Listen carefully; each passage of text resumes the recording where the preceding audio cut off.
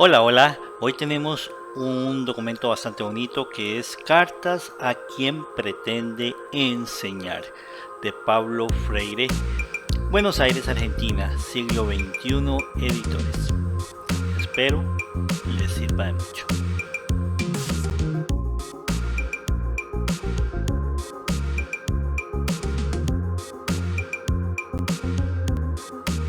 Pues bien, el autor con esta lectura nos hace reflexionar sobre varios aspectos. Está claro que en la educación se cometen muchos errores.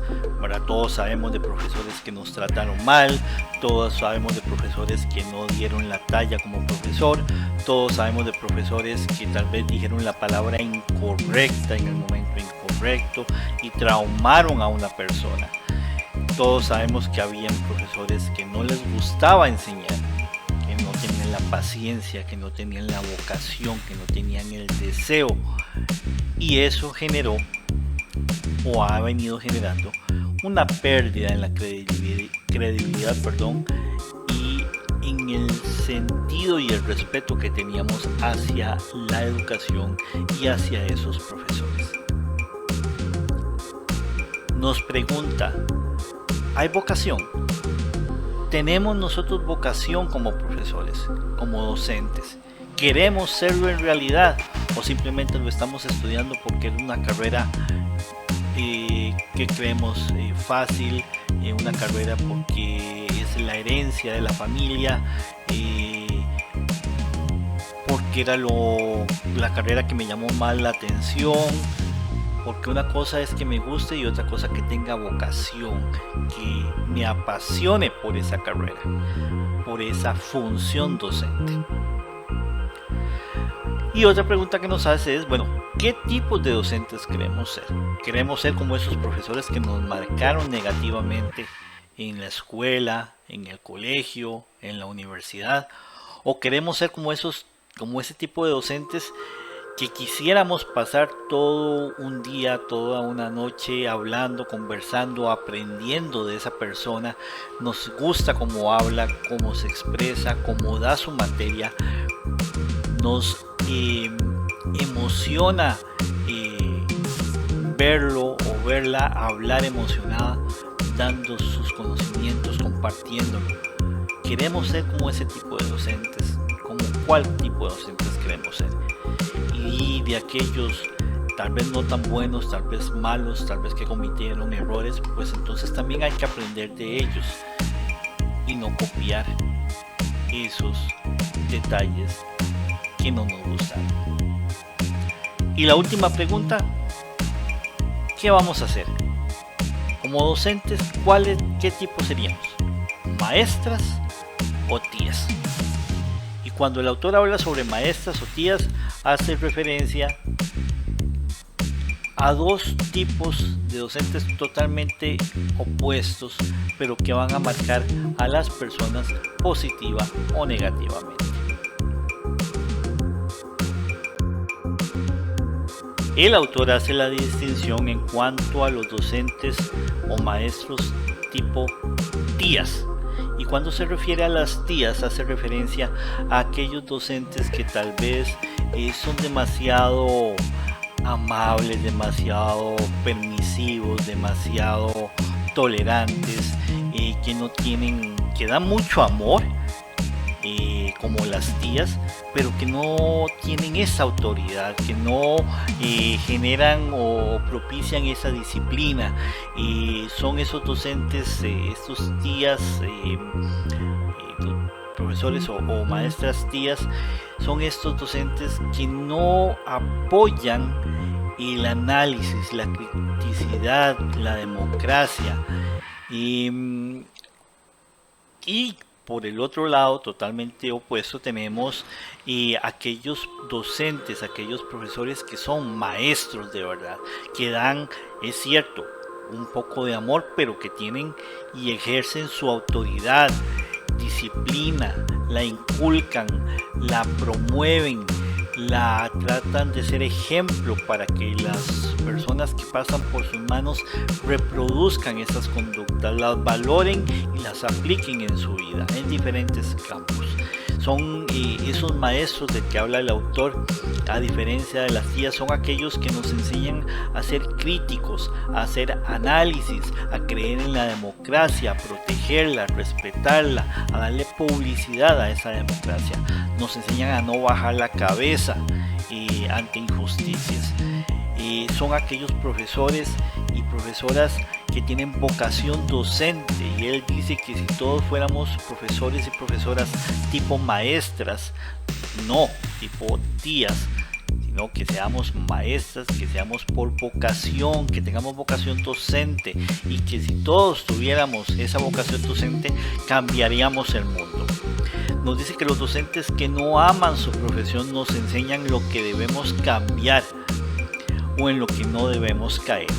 O sea, no todo es malo. El hecho de tener o pasar desafortunadamente o afortunadamente por un docente tía y no fue lo suficientemente bueno o que cometió errores, también es importante porque nos permite ver lo que debemos cambiar o en lo que no debemos caer, no repetir ese patrón, no repetir ese modelo, sino ser como los maestras que habla el autor, como las maestras que habla el autor, que tienen pues su grado de amor, pero también ejercen autoridad, disciplina, criticidad, análisis, promueven la democracia, el no quedarse callado ante injusticias, y que con vocación podemos cambiar al mundo, podemos trascender en la persona, podemos impactar positivamente a la persona.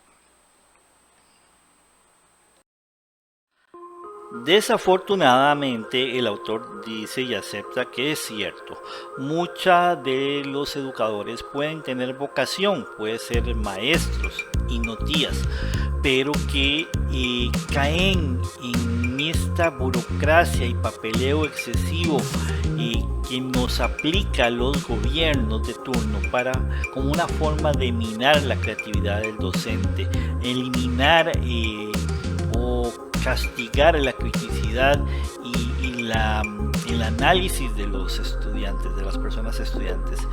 Y esta burocracia y papeleo por lo general no sirve para nada. Y damos un ejemplo a lo personal muy sencillo. Nos piden documentos como los planeamientos, y yo puedo tener un planeamiento exquisito, puedo tener un planeamiento con las mejores conjugaciones verbales, con las mejores aplicaciones de los verbos, para utilizarlo con colores, puedo presentarlo de una forma excelente, hasta capaz de ganar un premio por el planeamiento que me dieron. Pero ¿qué pasa si ese planeamiento es para aplicárselo a una persona con necesidades educativas especiales? Dicen que los planeamientos son por si yo me incapacito, por si yo me nombran en otro colegio, por si yo me voy, por si por A o por B no estoy, que cualquier persona pueda llegar a agarrar ese planeamiento y continuar exactamente de donde yo quedé y continuar con el proceso de enseñanza-aprendizaje para esas personas estudiantes.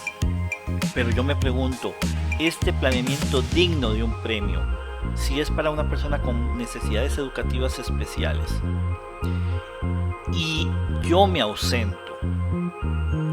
Llega el ministro o ministra del MEP, llega el supervisor o supervisora, llega el asesor o asesora y dice: denme ese planeamiento que yo voy a dar la clase. Y esa persona con necesidad educativa especial entra en crisis.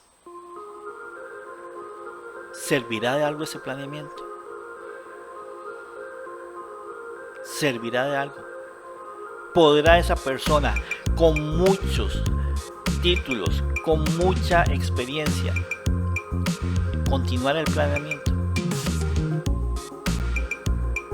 Hay situaciones en las que los planeamientos no son la receta, no son la medicina. Y a veces caemos en esa burocracia y ese papeleo excesivo, en cosas que nos quitan la creatividad, el análisis y la criticidad.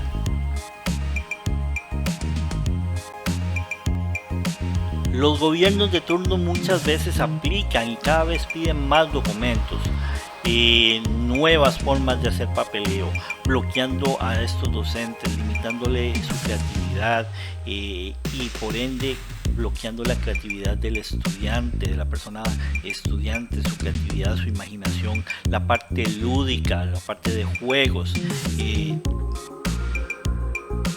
Todo esto limita el proceso de enseñanza-aprendizaje en muchos aspectos.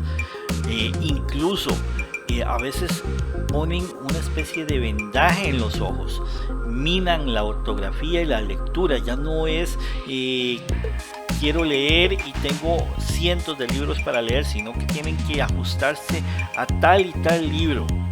Muchas veces los docentes ya ni saben escribir, muchas veces utilizan solo clases dictando o dando una clase magistral, precisamente porque no tienen buena ortografía y no quieren quedar al descubierto escribiendo en la pizarra para que no vean lo mal que escriben,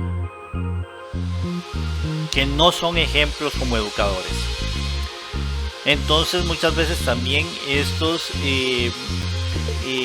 sistemas que nos hacen cumplir hacen que la persona que no se ajusta a lo estipulado, al estándar que debería estar dentro de un aula, se retiren del sistema porque no calzan.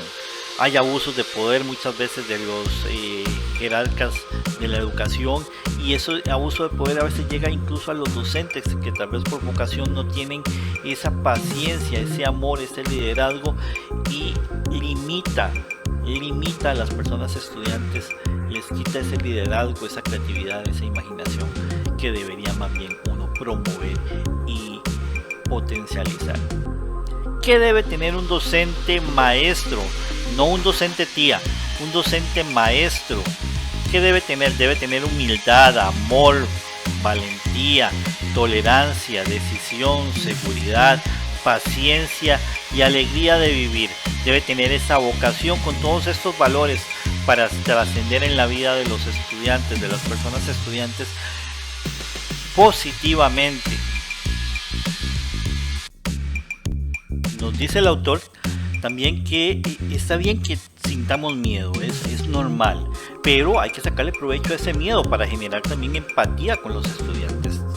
La persona estudiante también tiene cierto grado de temor cuando llega a un aula, y de igual manera el docente, y el hecho de que ambos presenten un cierto temor por diferentes factores, eso puede generar una empatía y mejor acoplamiento entre ambas personas. Hay que recordar que la persona estudiante son seres integrales y holísticos. Hay que ver su todo, su contexto, su complejo sistema que los rodea, y no solamente hay que tener buena vocación y todas las características y valores que hablamos anteriormente, sino también tener un buen discurso. El docente maestro tiene que tener un buen discurso y ser sobre todo un buen ejemplo. Como les digo, la idea es ser, y lo establece el autor en su libro, es tener esa humildad, ese amor, esa valentía, esa tolerancia, esa decisión, esa seguridad, esa paciencia y esa alegría de vivir, ser docentes maestros, no docentes tías, docentes maestros, por vocación, considerando a las personas como seres integrales y holísticos para poder trascender positivamente en ellos. Y para terminar, podemos hacer uso de este fragmento. Está bien equivocarse, sentir miedo y caerse, pero debemos enseñar también a las personas estudiantes a sobreponerse y sacar provecho del miedo para seguir adelante. Espero les sirva. Nos vemos en el próximo documento. Gracias.